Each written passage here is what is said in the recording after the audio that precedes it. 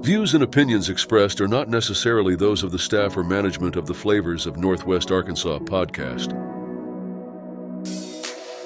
Greetings and welcome to this week's edition of the Flavors of Northwest Arkansas podcast. I'm John Engelman. Thanks for being here.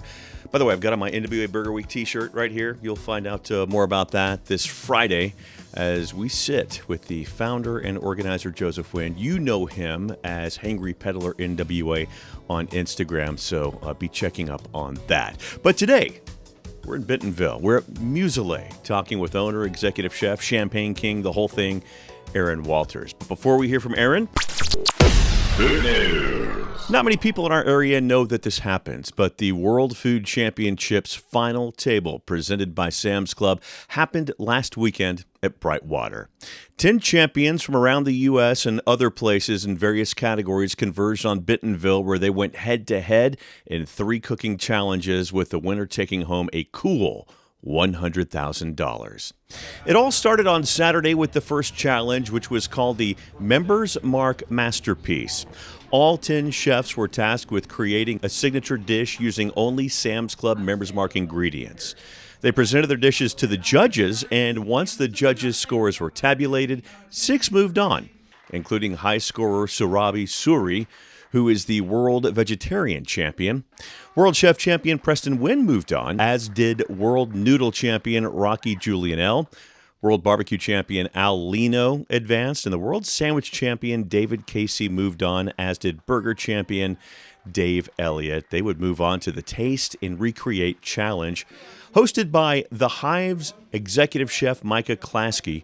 The 6 champions would taste his dish and try to recreate it on Sunday as close to Chef Klasky's edition, based solely on taste. On Sunday, they received a box with all the ingredients, which included a pork steak, vegetables, and various spices and vinegars, and got to work. While the proteins were on the Yoder smokers on the Brightwater patio, the chefs were in the kitchen trying to replicate the mysterious green sauce. Once done, the chefs presented their interpretations to the judges, one of which was Chef Klasky. I mean, what I saw was a bunch of talent, a bunch of folks that, a group of chefs that earned the title of champion, which they already hold. You had to be a champion to get here, so that's amazing. And you really saw it on the plates. There wasn't one contestant who wasn't in the ballpark, you know what I mean? Like, for the Taste and Recreate, like, how hard is that to just taste something somebody made the night before and then come in here the next day and try to make that exact same dish? How close everybody got, it was great. 3 would move on from this challenge, and the point winner in this round was World Chef Champion Preston Wynn. Also advancing to the final round was World Vegetable Champion Surabhi Suri and World Sandwich Champion David Casey. All 3 would move on to the next round in the Global Mashup. In order to finish from the last challenge, each finalist picked a protein and a secondary ingredient to be featured in their championship dish. Chef Wynn picked the fillets and cashews, Chef Suri picked the shrimp and goat cheese, and Chef Casey picked the lamb and artichokes. Some of these challenges went down to the wire, especially in the last minute, when Chef Wynn was trying to get a fillet up to temperature with mere seconds left. 10, 9, 8, 7, 6, 5, 4, 3, 2, 1, hands up! Here's World Food Championship President and CEO Mike McLeod with the results. Coming in 3rd place today with a 76.625, winning $10,000 to go back to Boston, Mr. David.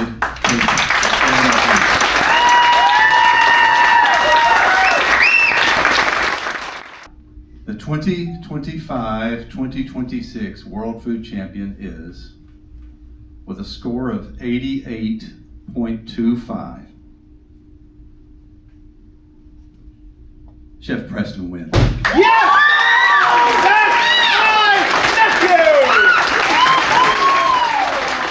Chef Preston Wynn is the first 2-time World Food Champion in history, as he also won in 2021. His team was his family, and that's how he was able to get that last dish done in time. Almost anything that could have gone wrong was going wrong, so we had to get creative with how we finished that dish. It cost of me getting quite a few burns, but we got it on the plate. That's what our family does best, is when it's those real moments that count. We're able to focus, come up with creative ways to just get it out, and then serve the judges. Now that he's won the $100,000, here's what he's going to do with it. So me and my family are actually starting a brand new brand called The First Family of Food. We'll be showcasing every single one of the members of our family, what they're specializing in the kitchen, and it's almost like the Avengers. Like everybody has their own little brand, but then it all comes together into one big team. So we're going to be using this money to help start that brand, advertising, and all of that just to get it off the ground. On Saturday morning, Down the Bayou opened in Springdale. It is a specialty meat market and gift shop in Springdale that specializes in authentic Louisiana Cajun food and products. They had a big blowout for their official grand opening Saturday with tents in the parking lot serving Cajun specialties like jambalaya, red beans and rice, crawfish and shrimp boils, and more. They're at 5320 West Sunset next to the Fred Astaire Dance School, and they're open Tuesday through Friday 9 to 6 and Saturday 9 to 4. As of this morning, there's a new breakfast and lunch spot in Rogers. Velvet Sunrise opened at 6 a.m. this morning, and they pride themselves on local sourcing, quality, and flavor. They're at 3704 West Walnut in Rogers and are open every day from 6 a.m. to 2. And how about Siplab in Bentonville?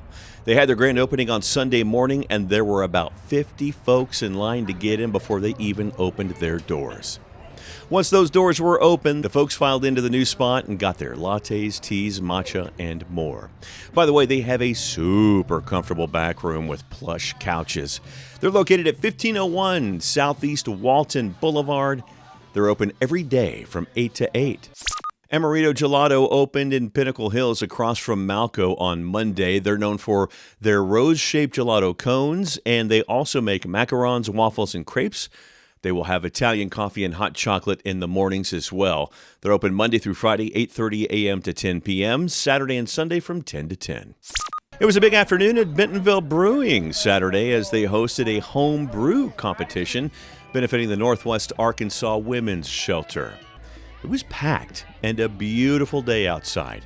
Congrats to Randy German, who won the Brewers Choice Award for his sweet blueberry pie cider. Also, congrats to the People's Choice winner, Kevin Richter, for his electric watermelon seltzer. The big event this weekend is No Kid Hungry as it's Chef's Night on Sunday night at the Jones Center. Unbelievable lineup to help support kids that sadly miss meals, especially in the summer.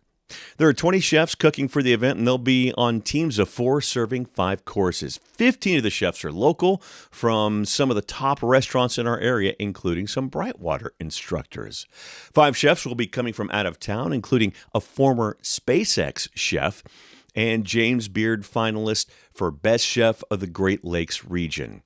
The food lineup is, well, it's exceptional. We talked about it all in the special episode of the podcast on April 10th. Check it out. It was with Sam Walker, the executive chef at Gaskins on Emma. Tickets are available at the Flavors of Northwest Arkansas Instagram page. Just click that bio.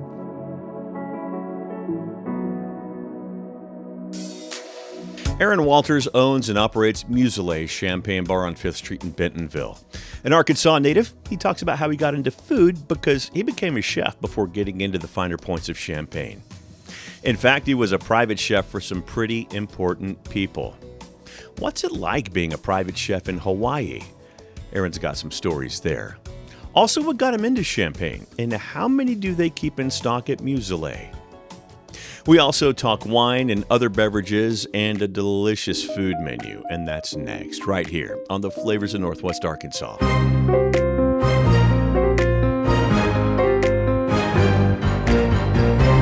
So a new liquor store is coming to Bentonville. Guess who's not worried? For 11 years, same spot, same commitment, same passion for getting it right. Guess who's been Bentonville's home for the largest selection of fine wine, craft beer, and spirits, and they're not slowing down for anybody. You want variety? They've got it. You want competitive prices? Nobody's touching theirs. But here's what really sets them apart. They take care of you, and let you taste before you buy. Complimentary red and white wine samples from open to close right there for you. Spirit tastings too. And when they make a new barrel buy, within reason, they're going to pop a bottle for you so you can try it, because that's how they do things. Grabbing a 12-pack, they'll toss in a free 3-ounce bag of ice, because details matter. Got a big carryout order? They will help you with that. And if it's raining when you walk out, don't even worry about it. They've got umbrellas waiting right up front for you. 11 years in Bentonville, the biggest selection, prices nobody can beat, and a team that genuinely takes care of you every single time. Guess who? They're not new, they're just better. Teachers are dynamic leaders, shaping a new generation. Innovating to prepare students for our fast-changing world. They're skilled experts, discovering a universe of solutions, telling stories, inspiring, mentoring, connecting cultures, leading by example. Teaching is a journey that shapes lives. Are you ready to begin? Explore teaching at teach.org.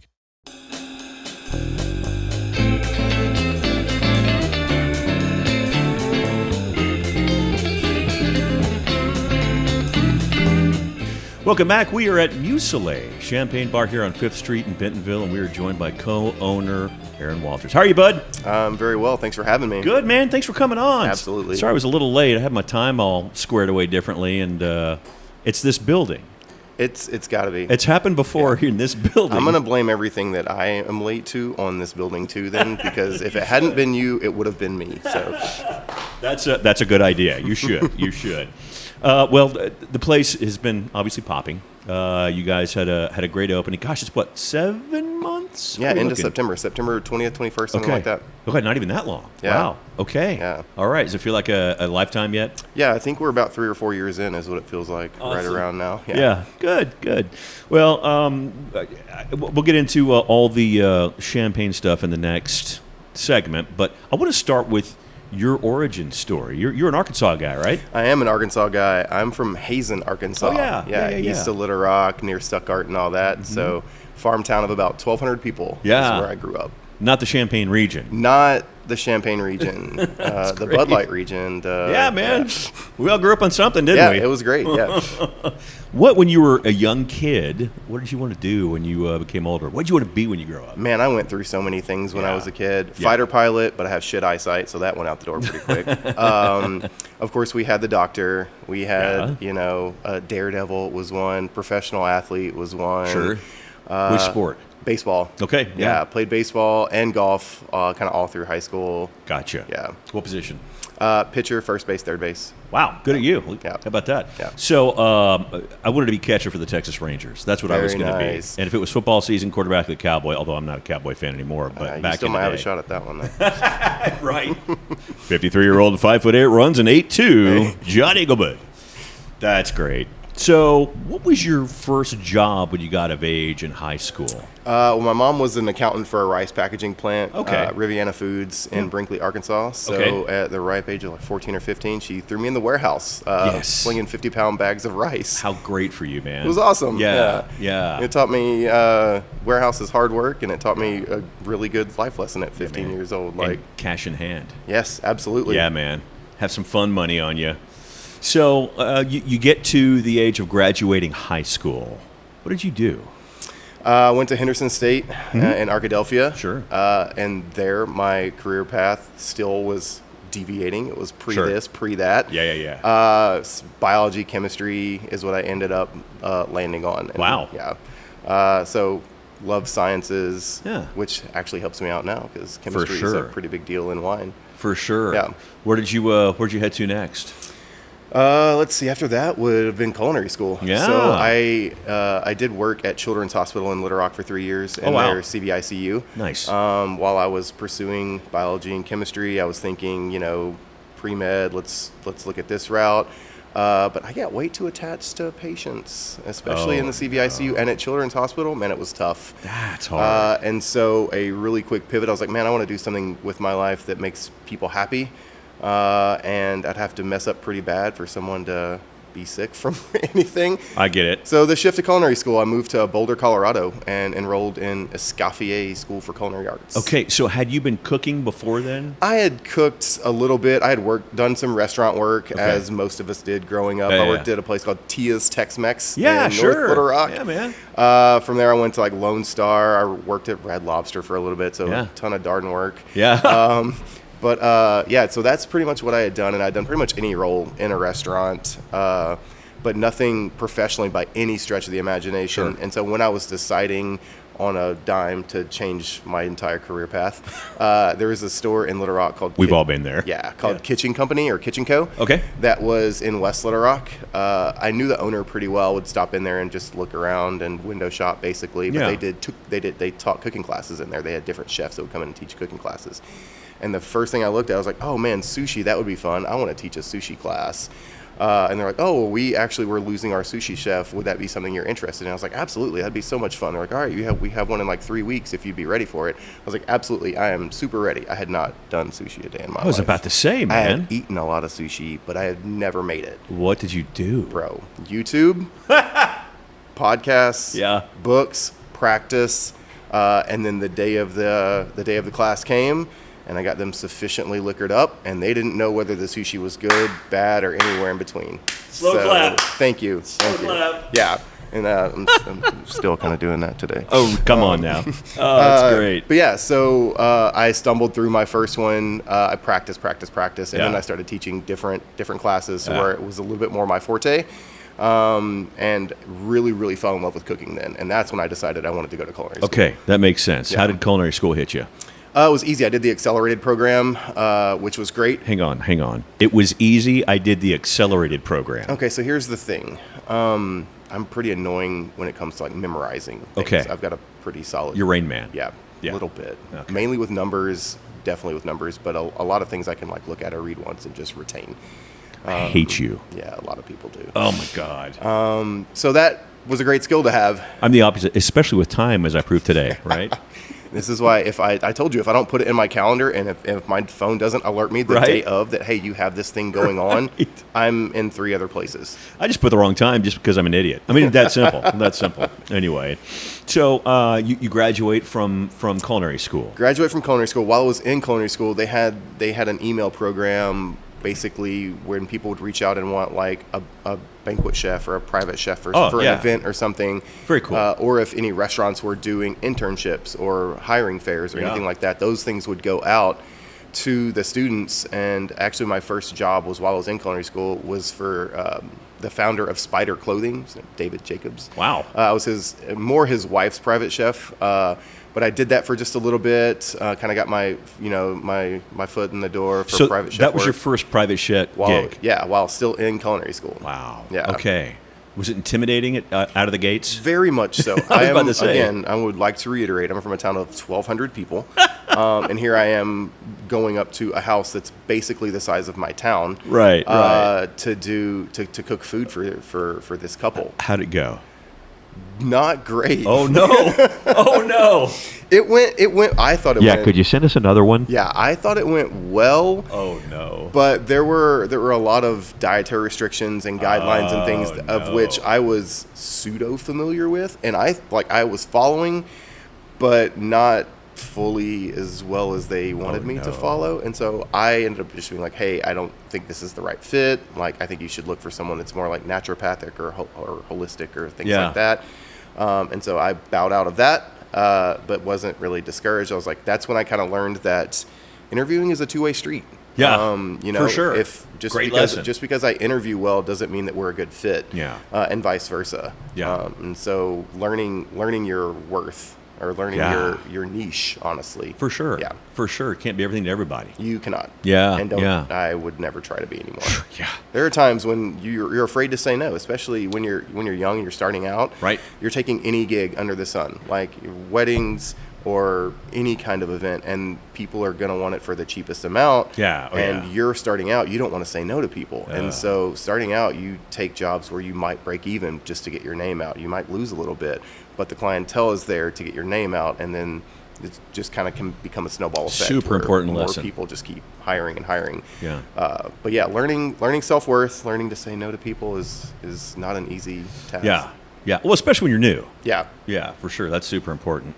So the private chef gigs continue. They do. So while in culinary school, I actually one of the restaurants that was coming into Boulder, Snooze Breakfast, or Snooze and AM Eatery as it was called. Brothers Adam and John Schlegel opened that. They started it in Denver. Okay. And that's one of the wildest like restaurant stories I've ever seen. The quick amount of success that they had. Oh. They opened something like 7 concepts in 5 or 6 years. 7 Good God. snoozes in 5 or 6 years. And so I was on the opening team at the Boulder one, and it was great to see something be started from the ground up. And I still carry their teachings with me today. Oh, wow. Like they have a lot of meetings with all of their staff when they hire them on about, they call it their triple bottom line. Okay. And they really care about the guest experience first and foremost. It trumps everything else. And so that's where I learned not to call people customers. We call them guests. Sure. That's where I learned a lot of the pet peeves that I still have, and I still am trying to pass on to my staff. Like if I'm eating and someone asks me if I'm still working on something, my innate response is no, I didn't, or I'm already clocked out, or something. Like it's not a job. It shouldn't be a job to eat the food, but it's just, I know it's just a thing, and it's just a pet peeve of mine. I guess it depends on where you eat. It kind of does. But yeah, are you still working on that? Can I get this out of your way? Just like subtle, nuanced things that they taught me from an early age. I was still in culinary school whenever I started working for them. Okay. And they drilled this into you, like this guest experience, and making sure that, you know, you're as accommodating as possible, and just prioritizing their experience over anything else. Yeah. 7. So did they keep building, or were they just good with 7? Or I'm curious as to where they are now. I'm pretty sure they've sold. Okay. I know gotcha. I know they opened up probably, I would say, between 10 and 15. And they in the Denver area? They were originally in Colorado, but then they're everywhere now. They're in I think Austin, San Antonio. I think Arizona has 1 or 2. California's got some. Okay. It is an amazing breakfast restaurant though. AM Eatery, sir. Yes, Snooze, an AM Eatery. And people would wait 2 hours for breakfast at this place. It's breakfast, and people on a weekday would wait 2 hours. It's the Ruby. It's the Pizzeria Ruby of breakfast food. Oh, okay. Like, yeah. All right. Yeah. Wow. Well put. Yeah. How about that, right? So, private chef life continues. It did. So while I was after I'd finished culinary school, rather, I was working at Snooze, and I was cruising for private chef gigs, and I found one on Craigslist before it was creepy. Oh, there was a time? Before it was as creepy, for a houseboat chef on Lake Powell. Ooh. And I'm going to come back to this again. It's a callback. I'm from Hazen, Arkansas. I know what a houseboat is. It is one room over maybe a boat. Right. And so, so I answered this Craigslist ad. On some supersized floaties. Yes. Yeah. Pool noodles. It's like two pool noodles and maybe a doghouse. I grew up going to Lake Texoma. I know what you're talking about. Yeah. And so I answered this Craigslist ad. I went and interviewed for this position. This couple lived north of Boulder. Okay.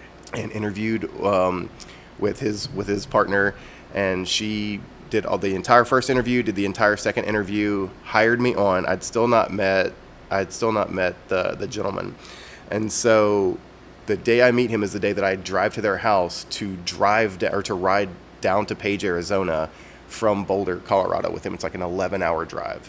In their car? Yep.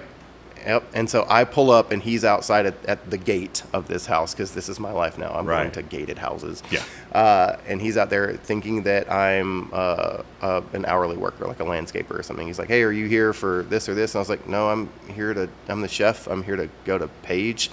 He goes, "You're who she hired?" I was like, "Yeah, I am." He's like, "Well, go on in." I was like, "Well, this is going to be great. I'm going to love this so much." So rode down to Page, Arizona with them. It was fine. It was great. We chatted the entire way. Okay. We get to this houseboat that is not a houseboat. No. It is like a 4-bedroom, 2-story yacht, essentially. For sure. Yeah. And so I am the chef on this for 2 separate 1-week trips for 4 different couples. Oh, wow.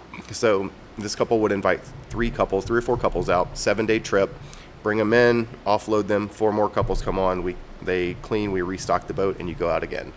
And so there is no Walmart, there's no Sam's, there's no Target, There is no Whole Foods or Fresh Market. There is like a Kroger, and I think at this point there was a Walmart, but it's mainly just Kroger. Yeah. And I have to stock this boat breakfast, lunch, and dinner for 10 to 12 people for a week. Ooh. With nothing, like there's no room for error. Oh boy. So you cost everything out to the dime. Yeah. You plan everything out. There's no snacking or anything. And so I load everything onto this boat, meet all of these people. We go out, have a great time.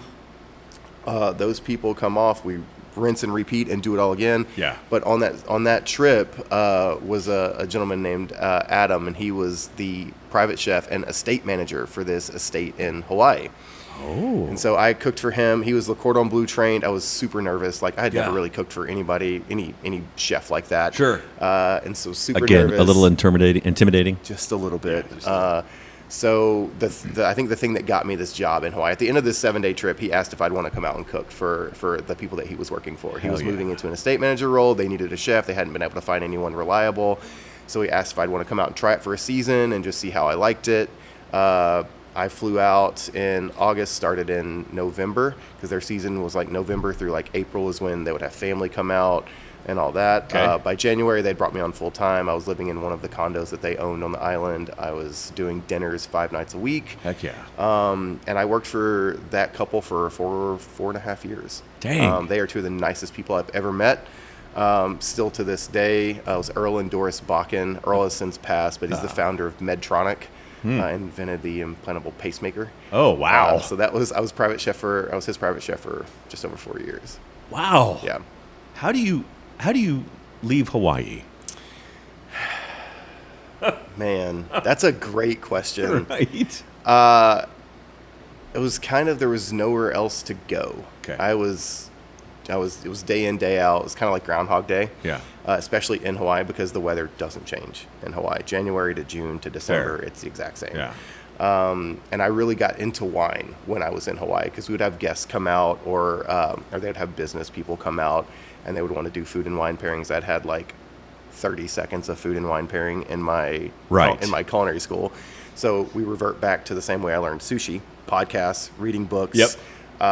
Drinking a lot of wine, tasting a lot of wine. There you go. There was one locally owned wine shop on the island, and I guarantee you I annoyed the piss out of this Oh guy. my gosh. I was in there every day asking questions, just picking his brain. Buzzing his tower. Yes. Yeah.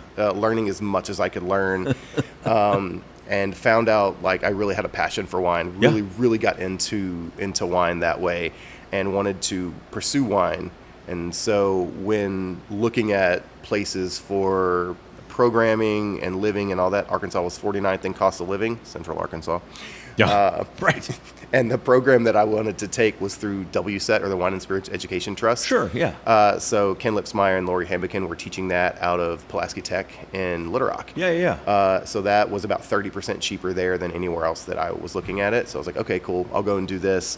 Be a 3-year thing. I can get my WSET 3 and diploma, and then we'll go private chef somewhere again. What were you doing during that time? I mean, you got to work, right? Yeah, so I got a job at Colonial Wine and Spirits in Little Rock. Clark and Henrik were two of the best bosses that I've ever had. Wow. They really invested in their employees and in their education. Huge. Yeah. They sent me to France a couple of times, to Germany, all to learn about wine. Wow. And I am infinitely thankful. And you're in a big area in Little Rock, to where you were getting probably wined and dined a little bit. A little bit. Yeah. Yeah, a little bit. There's definitely a lot of wine lovers in Little Rock. And so I'm sure. Yeah. And so it was great to be afforded that, and Colonial was honestly, in my mind, the best place to work, because they're like the Sam's Club of wine and spirits. Like, if it was available in the state, they had it. Yeah. Reps were bringing in things to taste. They were bringing in suppliers, winemakers, and so I got to sit on all those and taste these things and learn these things, and it really just helped advance my education, and really just like instilled in me how much I really, really love wine. Yeah. Yeah. Excellent. So you do that. You pass the WSET. What's next? Passed WSET 3, started taking diploma. COVID happened, which just kind of like prolongs that. Right. I have just 2 sections left to finish my diploma out through WSET. Okay.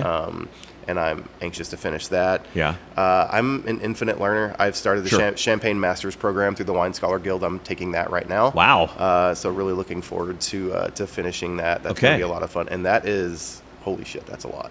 It is in depth. Yeah. But it's all the stuff that I geek out about anyway. Yeah. And so that's a ton of fun. So yeah, just keeping on with the knowledge is one of my favorite things. That's great, man. Yeah. That's hugely important because there's so much change. Yeah.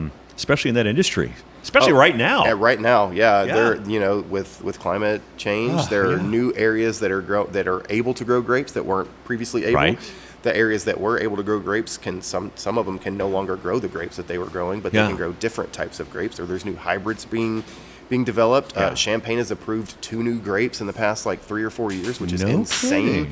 So it's an ever changing, ever emerging. As I was about field. to talk about something that doesn't change, I'm shocked that they set 2 new grapes now. Yeah. Wow. It's wild. Yeah. Okay, so what got you to Northwest Arkansas? Arkansas Wine and Spirits, the distribution group or distribution company, got me here. So while I was working at Colonial, this was a pretty new distribution company, and I interviewed with them to be their just kind of like one of their Little Rock reps. They were only in Little Rock; they had no representation anywhere else. Okay. So I was their on-premise rep for just a little bit in Little Rock, and they were looking for someone to open the Northwest Arkansas sector, and I had nothing tying me down. So moved up to Northwest Arkansas to be their just sole Northwest Arkansas rep. Yeah. And worked for them for probably another 3 years. Okay. Before switching distributors, I went to work for Natural State because during that that's when I really fell in love with champagne. And Natural State had the best champagne book in the state, hands down. Okay. They have the best importers that focus on grower champagnes, which is something that we really highlight. I'm sure you have those relationships as we speak. I do indeed. Yes. Yeah. Yes. Yeah. It's great. How did you decide on opening up a champagne bar in Bentonville, and how did you court Bo Counts into doing it with you? So the idea, for those that don't know, by the way, Bo Counts of Pinpoint in Fayetteville. Yes. Yeah. Amazing place, amazing person. Yeah, for sure. Great dude. Yeah.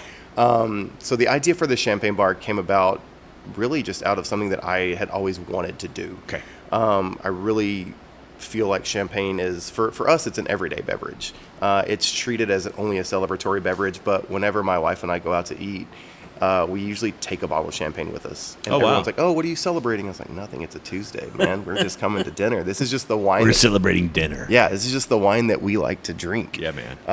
It's our Chardonnay, you know? Yeah. And so I really wanted to focus on making it more of an everyday beverage instead of just a celebratory beverage. Yeah. And it was a place for me to do what I wanted to do. Which if you're a private chef, you kind of get that once the people that you work for have trust in you. But until then, this is our set guideline. It's basically like a writer. This is what we like, this is what we don't like, this is what you can make, this is what you can't make. It's like, okay, well, you don't really need a private chef then, you just need a recipe follower. Yeah. And so that's, again, we're kind of learning where you fit and where you don't fit. Kind of works out.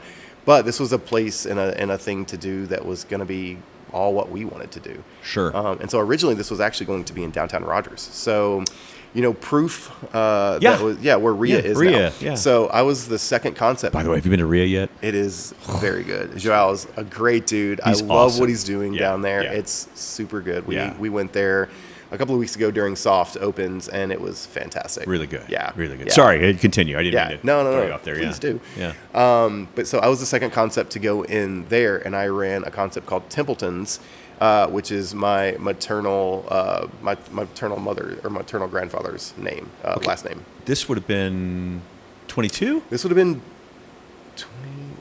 Man, what year is it? This would have Or been 26. 22 or 23. Okay, And all right. It was February to March in one of those years. If I could Yeah. pull up my pictures, I could tell you. You're good. Yeah, You're good. I don't know, man. Yeah. It all blurs together. I got you. So I did Templeton's, which was a 5-week pop-up there, and that was going to lead into Muselet opening in downtown Rogers. Okay. Well, through a series of fortunate events, things just didn't work out, and that's fine. Yeah. I had literally all but abandoned the notion. This was Of Rogers or just a restaurant in general? Just the restaurant in Okay. general, because my wife and I lived in downtown Rogers at the time. This was Okay. going to be great. We were going to be 6 blocks from my restaurant. I could have walked there every day. And so after that, I kind of had a bad taste in my mouth for it. And I was like, man, let's get through the end of this year. This was like in September. Yeah. I was like, let's get through October, November, December. January is a slow time of year for distributors. My wife and I are both distributors. Okay. So that's a slow time of year. I was like, we'll start a pros and cons list. We'll figure out where we want to move, and we'll go somewhere. Yeah. I've got private chef clients in Alaska, Hawaii, Arizona, Colorado, Tennessee. And so Nice. the clients in Colorado and Tennessee really wanted us to move there. So I was like, all right, pitch me, make me move there. Yeah. And so we were starting our pros and cons list when Carrie, that had Bentonville Provisions, Yeah. approached Andrea about us possibly coming in and taking over her lease. And so I gave it some thought. I reached Here back. comes another pros and cons list. Yep, another pros and cons list. I reached back out to Bo. We sat down again and decided to give it one more shot. And if it works out, great. And if it doesn't, we forget the idea ever happened. Okay. Wow. And here we are. Here we are. Here we are indeed. Before we jump to break, Muselet. Yeah. Tell me about the name. So Muselet, French for muzzle, is Okay. the term for the cage on a bottle of sparkling wine. And so when you're here, For those watching, by the way. when you're here, if you look around the restaurant, you will see that we have little chairs made out of the Muselets, which is just a fun thing that we've done for years out of these things. That's great. And so that's where the name came from. That's where our logo came from. Our logo is a Muselet chair with the gates. Honestly, it's pretty close to the gates of a champagne house that's very dear to Andrew and myself. Nice. It's Champagne Geoffroy. And so that's kind of our logo for that. But that's where Muselet came from. It's just a really fun, different great. name. I wanted a name hard for people to pronounce. Yeah. Well, I think Muselet. I gotta put the Z in instead of this. Yeah. Okay. All right. I'm getting there. It's only been 5-6 months or whatever. Yeah, we're still brand new. We're still brand new. You ready to give a tip? We'll give a tip and then talk champagne and food. You ready? Yeah. All right. We've got that. The Mike Engelman Homebrew Tip of the Week coming up next, right here on the Flavors of Northwest Arkansas. Let me show you something. Connect with us at Flavors of Northwest Arkansas on Facebook and Instagram, or by email at flavorsofnwa@gmail.com.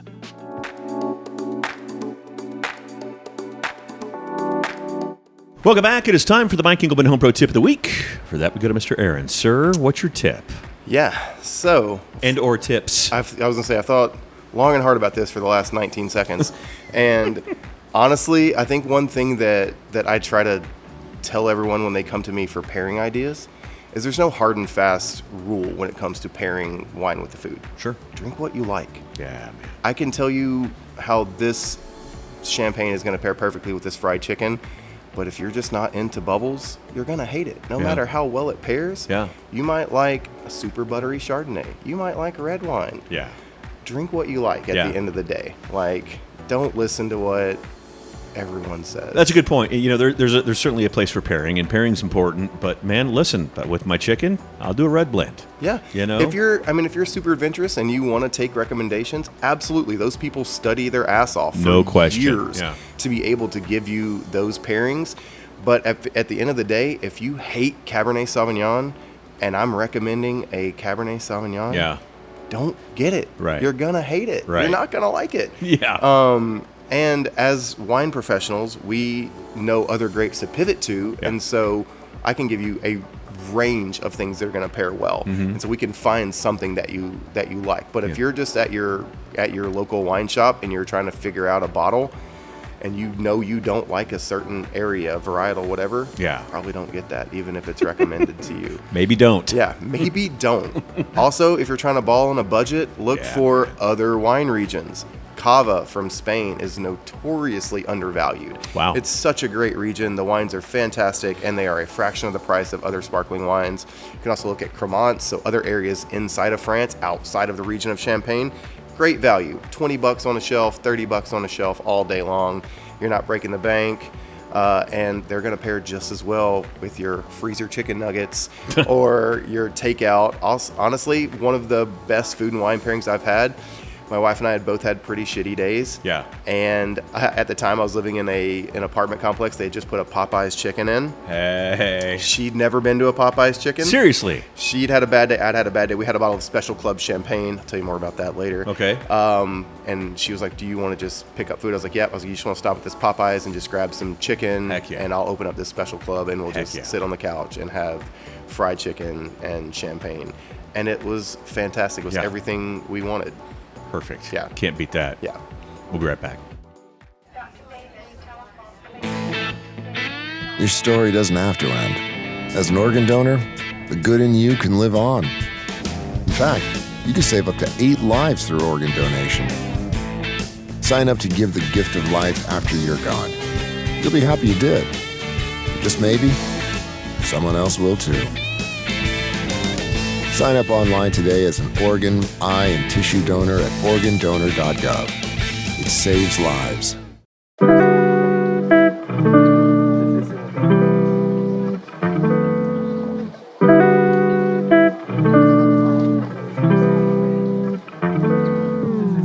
Well, if you're new and just checking us out for the first time, organdonor.gov is where I like to tend to get people to go. I had a kidney transplant in 2022, and we're at a list people that are waiting for an organ donation in the U.S. That list is now over 108,000 people. It was in 2022 when I had mine. I believe it was like 96 or 97,000. We're going the wrong way. In Arkansas, only 65% of people that are eligible to be organ donors are actually signed up to be an organ donor. If you're not, here's how to do it. Go to organdonor.gov, get signed up. You click the Arkansas link. It takes about 5 minutes to get signed up. Same with the Texas link, and I'm sure it's similar in the other states as well. You can also get there if you've got an iPhone through the Health app on your iPhone. You can get signed up that way. Also, roll old school like I did way back in the day. Department of Finance, when you're updating your license, just tell them you want to be an organ donor and you're in. That simple. They put it on your license. Don't need to do anything else. Organdonor.gov is the place to go. Let's get these numbers turned around and shrink that list, because super important to get that done. Thanks so much. And we're back with Aaron. You ready to talk a little champagne? Oh, I suppose so. I mean, it's just your life. That's all. You guys covered that. When I was looking online at the champagne list, I would say the spectrum is pretty well covered. I like to think so. Yeah. As far as what our state brings in and has access to, yeah, I think we hit a pretty good range of champagnes. From affordable to knock your head off. That's correct. Yeah. From a good Wednesday, Thursday champagne to we just Saturday night's my night for fighting. We ballin' tonight. Yeah, man. So whatever you want to spend, we can find a bottle that's in that budget. How are you deciding these? Oof. So it's a lot of personal preference. Yeah. At the end of the day. Sure. But I like to highlight, like I kind of mentioned earlier, grower champagnes. Yeah. So we like to hire those grower producers that are a lot smaller. In numbers in bottles that they produce. Like you can look at some of the larger houses. Veuve Clicquot, for example, produces around 60 million bottles of wine a year. A year?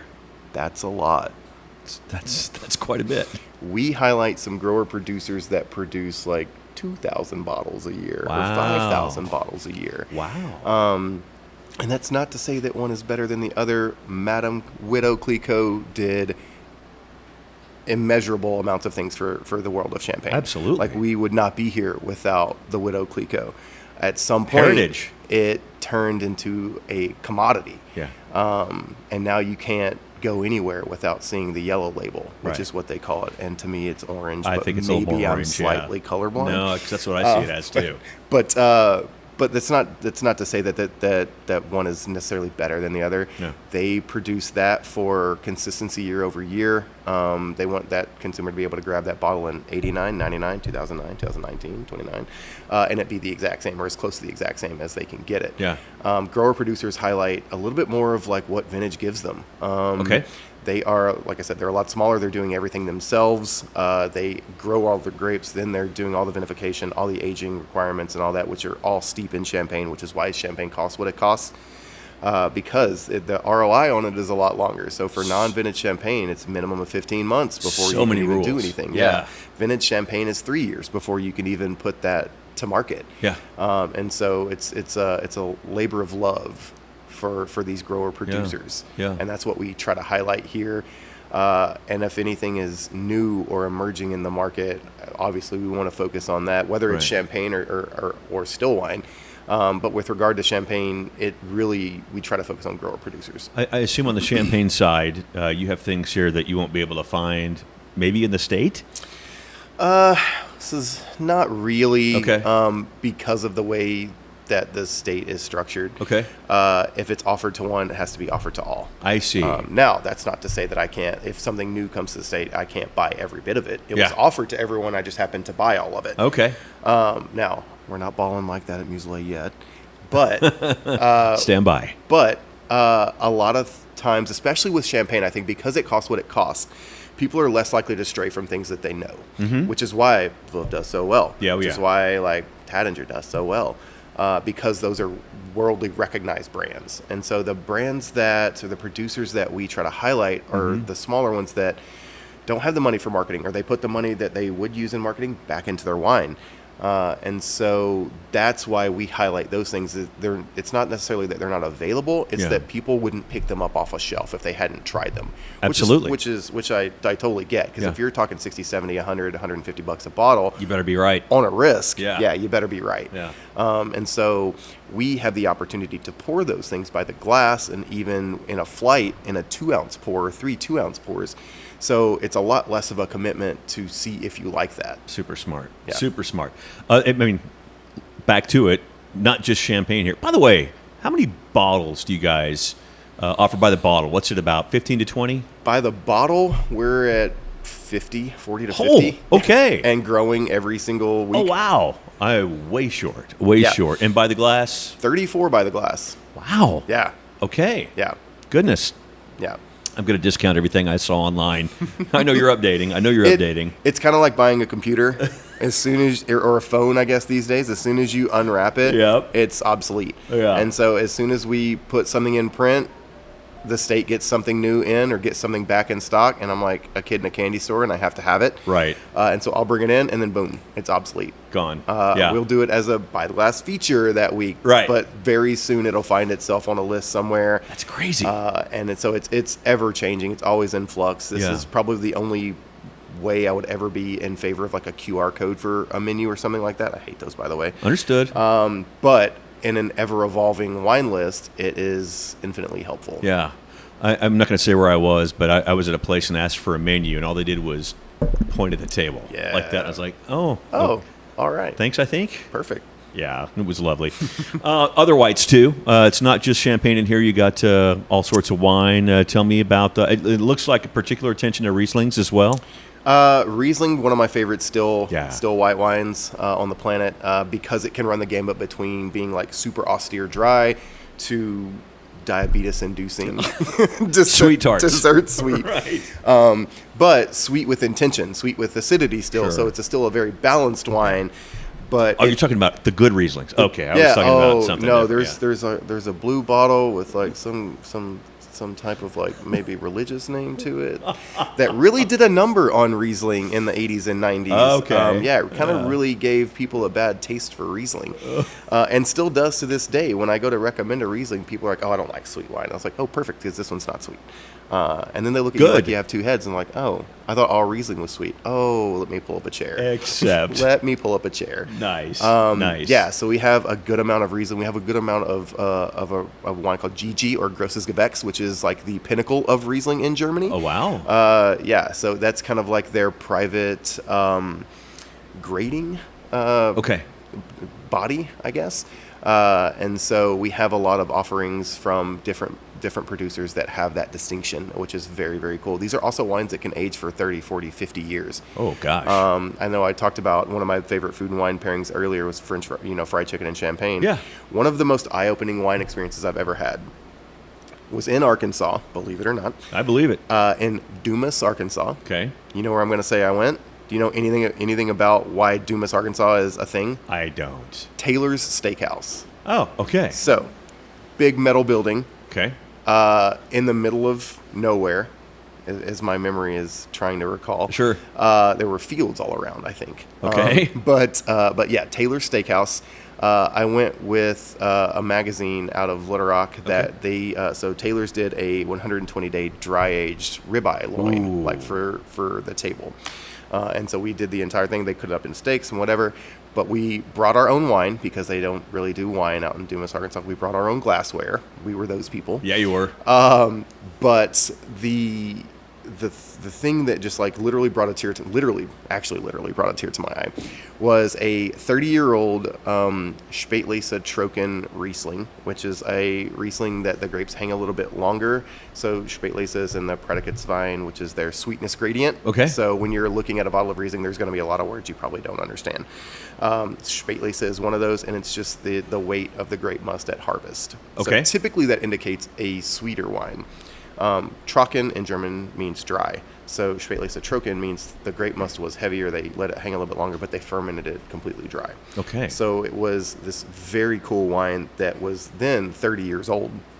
And so Taylor's gave us a plate with the fat from the beef, like from the fat cap on it. And so it was that awesome. With this 30-year-old Riesling that had this like oxidative Parmesan rindy umami note to it. Wow. And that with the fat on the steak is the best food and wine experience I've ever had in my entire life. Wow. In Dumas, Arkansas. Dumas, Arkansas. Yeah. There are people that are listening right now or watching going, I know. Yeah, I right. know. It's Taylor is so good. And the guy's name that owns it is Chuck Taylor. Not that Chuck Taylor, but Chuck Taylor. They have Of course it is. They have a private airfield that people fly into, and they will come and pick you up, take you to the steakhouse, take you back. Unbelievable. Yeah, it's craziness. It's wild. Oh It's my one gosh. of the most wild things about Arkansas. I know, probably, right?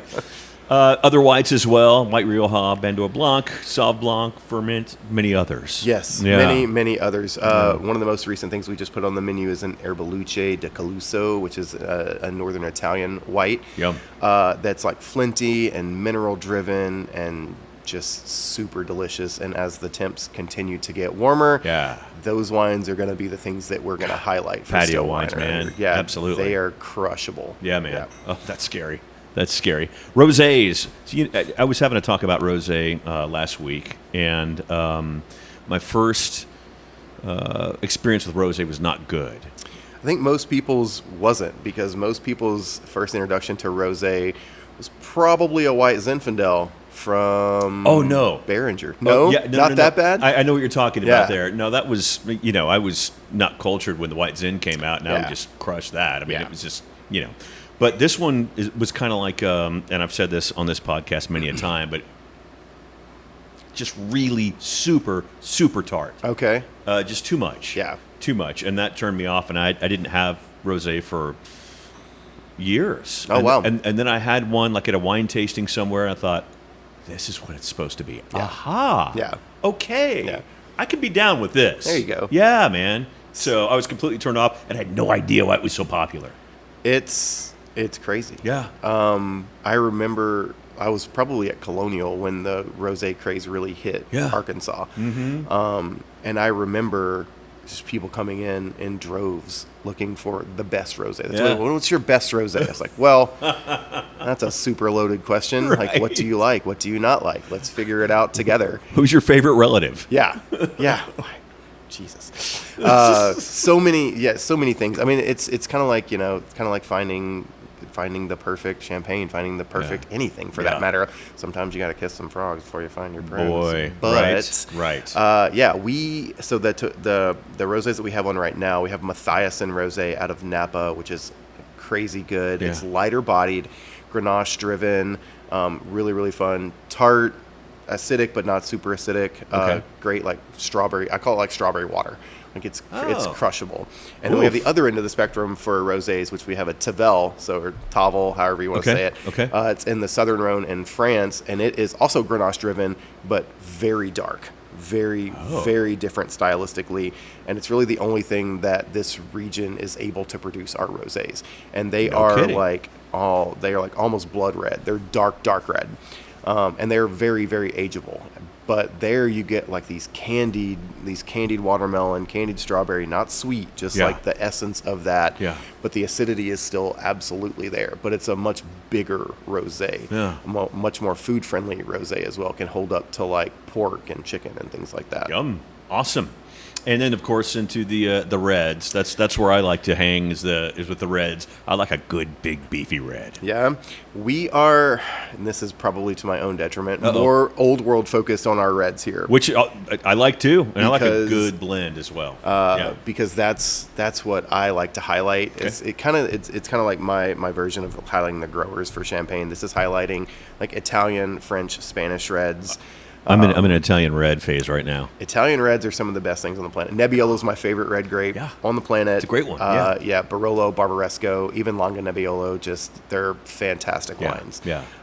They have all of the like enamel ripping acidity that I want and the tannin structure without like the extraction or the weight of like a big cab. Okay. They're a little bit more food friendly. Yeah. But here, I remember when I was at Colonial, Arkansas was like second or third in the nation in Napa Cabernet consumption. Arkansans love them some Napa Cab. Okay. And so we have a handful of things from Napa that we have on our by the bottle list. Like we have Del Dotto, Cave Blend. Right now we're running Double Diamond, which is in the Schaefer family wines, which is one of the most like prestigious wineries that we get here in the state. Interesting. So we have their Double Diamond Napa Cab on by the glass right now, which is really, really fun. Yum. And it's done very well since we put it on. Good. But mainly we highlight like with White Rioja, we highlight Rioja. Lopez de Heredia is a producer that's very near and dear to us, and we keep a handful of vintages of his wines here. And then Italian, we keep Barbarescos and Barolos again, all over. It's just my favorite thing to drink. Yeah, so good. We talked earlier about flights. Tell me about the World Tour. Yeah, so World Tour is our answer to what do I drink if I don't want champagne. If I don't like champagne, I don't know what I want, but I also don't want to do the champagne flight. What do I want to do? World Tour is 3 sparkling wines from 3 very different parts of the world. Okay. Right now we are running a Cava. So I mentioned Cava earlier for value. Northeast Spain out of the Pinedas region. We have a Vino Reserva on right now. Fantastic. It actually drinks more like a Cremant. It's aged on lees a little bit longer, so it's a little bit yeastier. Really delicious. And then we go into our Prosecco, which everyone is familiar with. Sure. So we have a DOCG Prosecco, so it's one of a little bit higher quality than you can find everywhere. It's also a little smaller production. And really, really great value. And then we go to Argentina for our third one with the only sparkling Torrontés in the States plural. Oh, wow. Female winemaker, Tapiz is the winery, and Tapiz Sparkling Torrontés. Super floral, a little like petrol-y note too, which is a note that you get out of Rieslings when they age. But a really, really fun sparkling wine, one you will not find elsewhere. Yeah. Yeah. Interesting. Kind of outside the box there at the end. Yeah. Also, beers and ciders. You were talking about. Got to have the champagne and beers. We do have to have the champagne and beer. If I could get it in a 750 for you all, I would have it in a 750 because I want to do service. 750. I want to do service with High Life. I want to do High Life bottle service. Oh, that's hilarious. We used to get them like around Christmas. We would get, the state would get a couple cases of 750s of High Life. Yeah. They didn't get any last year. I think I'm leading the charge. I'm probably the only one on the charge. You may be. Honestly, but you may be. I'll die on the hill. I don't care. It's a good hill. It's great. We've got a couple of local things. We've got a Space Goose from Bentonville Brewing, and then we highlight some of Bradley's stuff from Hawkmoth. We have his Hazy and Hoppy. Yeah. We also have his Shakeout, which is his non-alcoholic sparkling lager, which is a super fun drink, especially going into the warmer months again. Yeah. And then for cider, we have Aval, which is a French cider because Muselet. So there you go. The other cider we have is probably one of the coolest things that's not wine on our list. It's Izastegi. It is a Basque cider from Basque Country, Spain. And it is a very dry cider that you have to pour from like long distance. So I will essentially like hold a glass down here. So it's a show. Hold the bottle up here, and you pour it like that because it's bottled still, but there's still a lot of yeast in it. And so when you pour it from that distance, it kind of activates it, and it gives it like this frizzante, this sparkling effect. Interesting. Bone dry, 6%, crushable. Oh, boy. Infinitely crushable. Scary. Yeah. Really scary. Food side of things, we got to pardon me, we got to talk caviar, and we got to start with Bong and a Bump. I think we should start with the Bong and a Bump. I personally think we should have them here, but that's just me. Yeah. Well, and listen, for those that haven't seen it, just go to Muselet's social media. You'll see it all over the place. When he came, when the place opened, it was the social media craze. Yeah, I think it was. We're all over TikTok. I don't have TikTok. I've started. It's a thing. Is it? Oh yeah, it's a thing. We've had countless people come in and say that they saw it on TikTok and they wanted to do it. My favorite story is we had these two women come in. They were probably late 70s. Said that they saw it on TikTok, which caught me by a little bit by surprise. Yeah. Came in for the Bong and a Bump, did 2 of them, had a bottle of champagne, and then left to go shopping on their Saturday. That's what I aspire to be when I grow up. I want to be those people. Yeah, heck yeah. Ain't nothing wrong with that. But so the Bong and a Bump is a shambong, which is basically like the flute portion of a champagne glass, and then a V-shaped straw-looking apparatus that we which is the bottom of it. Which is the bottom of it, which you drink from. Yeah. And it's just like, and I tell people when I have a whole spiel that when we do the Bong and a Bump, how you hold it, how you do it so you don't pour it all over yourself. Right. And then it's just like you were in college, just tilt up, let gravity do the work. Yep. And you're going to do that first, and then you're going to finish with the bump caviar, which also catches people off guard. People think they do the caviar first. And I was like, oh, that's what you do if you have bad caviar. We don't have bad caviar here. So we do Royal Osetra caviar. It's very buttery. It's very salty. It's like ocean butter, basically. Ocean butter. It's not briny. It's not fishy in the slightest. It's really delicious. Yeah. But yeah, we were known for Bong and a Bump before people could pronounce the name of the place. Yeah. Which is great. Like I put it on to have some fun. Had you seen that anywhere? So I had seen shambongs. Okay. The first time I ever saw shambong was in Tulsa, actually, at a place called Foolish Things Bar and Biscuit. That's great. What a great name. Great spot. Yeah. Coffee bar, great food, like lunch spot. They also did some dinners, and then they had a full-on back bar. Okay. But saw shambongs, and I did the same thing that people here do now, which is you see someone down the way have one, you're like, what's that? Yeah. I want that. Right. I don't know what that is, but I need it in my life right now. Exactly. And so they brought it over. We did one. It was fantastic. Yeah. We loved it. And so I knew when we were opening Muselet, I was like, well, I have to have these. Right. And I knew I wanted to have caviar. We'd had caviar bumps before. When we've gone to restaurants, Chicago was the first place I think I'd seen that at a place called Pops for Champagne, which is one of my favorite places to go in Chicago. I was there in November for a 4-day trip for a friend's 40th birthday. We were there every single day. I'm sure. Sometimes twice a day. They now know us all by name. But yeah, so that's where I saw like bumps of caviar. But the way they do it on the mother of pearl spoon. They bring it out. It's super cute little presentation. And I was like, no, I'm not doing that. We're trying to take the pretension down a little bit from champagne, which is already a hard enough thing to do. And if you have caviar, that people's perception of pretentiousness goes up. Sure. But then they find out, oh, I put it on the back of your hand. Yeah. And I come out and personally do every single one of them. Nice. As a nice little added touch, I think. But also, I just like interacting with people, and I like watching. Yeah, you do. I'm a people watcher. Yeah, you are. So I like to instruct the people to how to do it, and then I like to watch to see if they were paying attention on how to do it or not. Yeah. Which is super fun, and I love people's reaction when they have it, especially the people that have either never had caviar or think that they don't like caviar. Mm-hmm.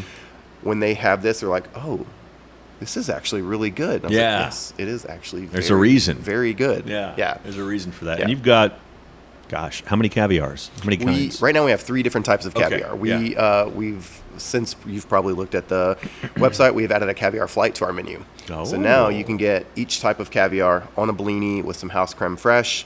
I come out, walk you through all 3 of them, because we have the Royal Osetra, which is super buttery and salty. Sure. We have Kaluga Hybrid, which is a little bit firmer of a pearl, still pretty creamy, but a little bit of brininess to that. Mm-hmm. And then we have Amorino Caviar, which is the firmest of the 3 pearls and the briniest of the 3. And so you really kind of get to see how caviar can change, or how it's different, rather, depending on the type. And so I think a lot of people just hear caviar and they think a single thing. Right. No, much different than that. And so we have that. We have service with all 3. We can do caviar service with all 3 of those. Yeah. But our tried and true is Royal Osetra. It's what we go through the most of. I go through probably 500 to 600 grams of Royal Osetra a week. Yeesh. Yeah. How about you? It's great. Right I love on. it. Yeah. Yeah. That's great. So speaking of the shareables, we get into the food side of things. Yeah. A little bit of an evolution. But before we get into that, I wanted you to talk about Mondays. Mondays are my favorite day at Muselet, not because it's our Friday. Yeah. Because we do industry Mondays, because nothing is really open. Closed Tuesday and Wednesday, by We the are way. closed Tuesdays and Wednesdays, Yeah, yes. But yeah, Mondays, since there's not a whole lot open in Bentonville on Mondays, I always knew I wanted to be open on Monday. When I ran Templeton's, we were open on Mondays. It was industry night. Yeah. We did our smash burgers, which is something that we've carried over here. Yeah, so man. every Monday we do smash burgers, weather permitting right now. You're kind of known for that, smash burgers. I am. In our Fairburg, and you still do some pop-ups. I do. I still do smash burger pop-ups around the area. It's one of my favorite things to make. Yeah. I've always told people if I wasn't doing this, I'd probably just be running a burger joint somewhere. Yeah, 'Cause man. It's one of my favorite things because it's infinitely changeable, which is something we're doing now. We're running a smash burger passport program where we do So great. every Monday we do a different smash burger from a different inspired by a different part of the world. Yeah. We've done Soul Crusher, which was our South Korean smash burger with caramelized kimchi, gochujang aioli, some toasted sesame oil, and scallions. We've done an al pastor burger for Mexico. We've done the Truffle Forager was our French-inspired burger. We did a Balkan burger last Monday. We have a couple of really, really awesome repeat guests, and she's from Bulgaria and had just brought us like some traditional Bulgarian condiments, which was one is called lutenica, which I had not even heard of. It's kind of like a harissa, so kind of like a pepper and tomato paste. Oh, wow. So we turned that into an aioli. Ooh. We did this Bulgarian brine cheese, which is kind of like a feta that they keep in brine that we melted onto the burger. Okay. She brought me a 17 million Scoville hot sauce from Bulgaria. F that, I'm out. It was so good. I'm No, out. we put a drop of it in this. Okay, okay. So All right. it's like this like nice pleasant heat. I'm not Okay. trying to melt anyone's face All right. off. I can get in on that. Yeah. And then we did pickled carrots and fennel on that burger. And Ooh. that I think has been my favorite burger that wow. we've done. Tonight we're running Tokyo Drift. So tonight is... And by the way, when this airs, this is last week. Yeah. So last Monday we ran Tokyo Drift. Just Wagyu beef brushed with a little bit of soy and ginger glaze. Ooh. Pickled daikon. And then a wasabi aioli. Ooh. Yeah. Hello. Yeah. Heck Something yeah. a little different all the time. While we're talking about burgers, too, May 3rd through 9th, NWA Burger Week, the inaugural one, you're in on that, too. Man, I'm so stoked about that. Yeah. I've let Joseph know the burger that I'm doing. Yeah. I need to take a picture of it or get him to come in and take a picture of it. Yeah. But it's gonna be pretty wild. It's gonna be it's the umami bomb. It Atta is baby. shio-koji. There's stout and tamari braised onions.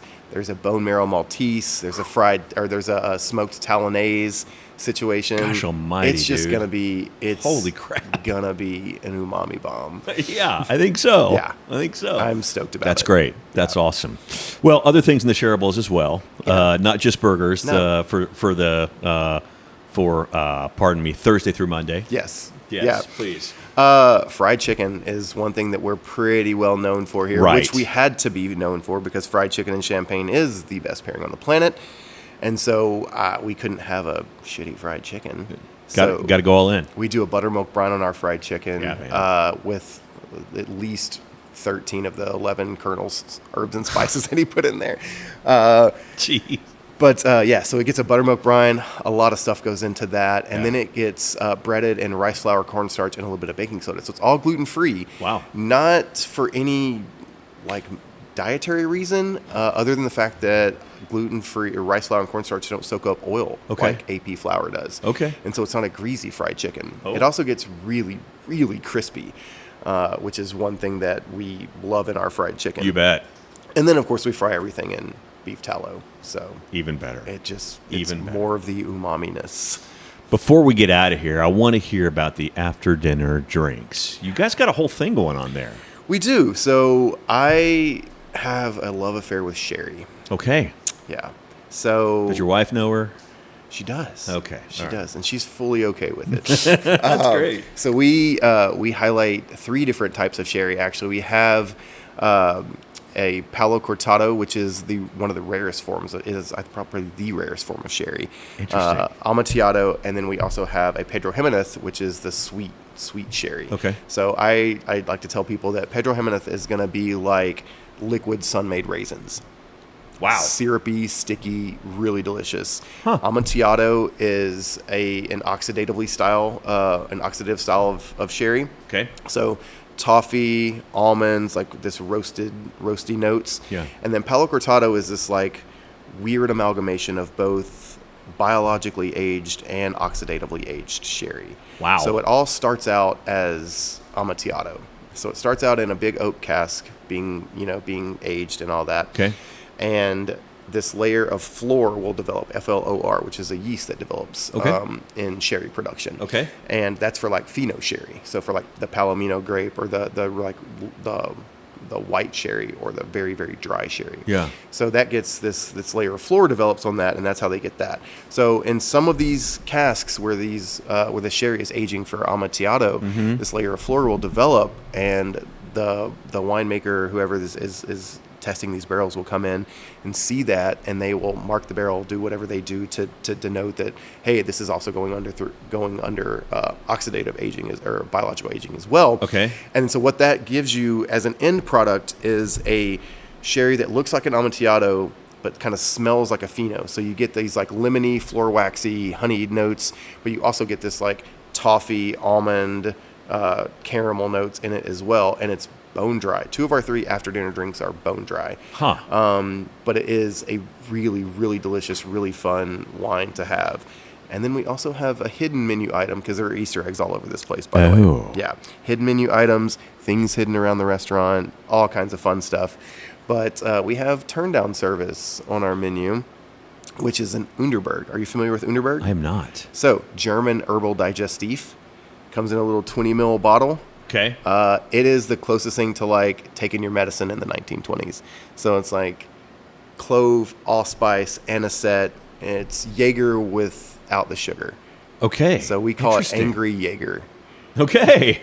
And it is just a little 20 ml shot, but it completely like settles your stomach after a big meal, after a really rich meal. It really, what a great name for it, by the way. Really Turn down helps, service. Yeah. It really helps settle your stomach. I keep them on me at all times. Okay. If I'm hungover, I'll drink one. If I've had a huge meal, I'll drink one. If I've just been to Mezzaluna, I always end my night with one because I just go hard at Mezzaluna. It's hard not to. It's really hard not to. Yeah. And they take such great care of us there. So good, yeah. Yeah, So they're good. amazing people. Indeed. But that is a really polarizing thing. People that don't know it, that have it, are like, what did you just do to my face and my taste buds? Right. But cool. You're feeling better 5 minutes later. It's great. It's a perfect thing. In a dessert. Dessert. We have a dark chocolate and sea salt torte that stays on our menu. We change up the coulis or the anglaise that goes with it depending on the week and the climate. Now that we're getting into spring, we're going to start going back to coulis, so we'll go back to like fruit-based sauces that accompany that torte. We also almost always have a secret dessert on or a hidden dessert that we will highlight because I like to do things different. That's why things rotate here. Our deviled eggs rotate every single week. Our aioli for our pommes frites rotates every single week. Yeah. Our oysters rotate. Our mignonette for our oysters rotates. Our hot sauce rotates. We do a 3-week ferment on our hot sauces as well. So just everything is always in flux. Always changing and evolving. So good. Yeah. Awesome. Where can folks find you? We are in the old Bentonville Provisions location because people still know that place. Yeah, man. 406 Southeast 5th Street, Suite 4, directly across from the Meteor and like Blue, right in the Momentary's backyard. Yep. A really, really great location, I think. We've got a great little patio. We can hear all the Momentary concerts when they're going on. Heck yeah, man. But yeah, we're right there. All right. Yeah. Online, Muselet? Online, museletchampagnebar.com. Instagram is muselet.nwa. Yeah, I think that's... Muselet. Yes. Muselet. Muselet. Man, thank you. I appreciate it. Thanks for having me, man. Man, thanks for allowing me to be tardy. Dude. Like I said, if it wasn't you, it would have been me. Appreciate it, man. Thanks so much, John. Flavors of Northwest Arkansas, you can find on Instagram, Facebook, and TikTok. Really, TikTok, yeah. Fine. Appreciate you guys. Be sure to tip your servers this weekend. Please, please, please do so. Have a great week. We'll see you next week. Bye-bye.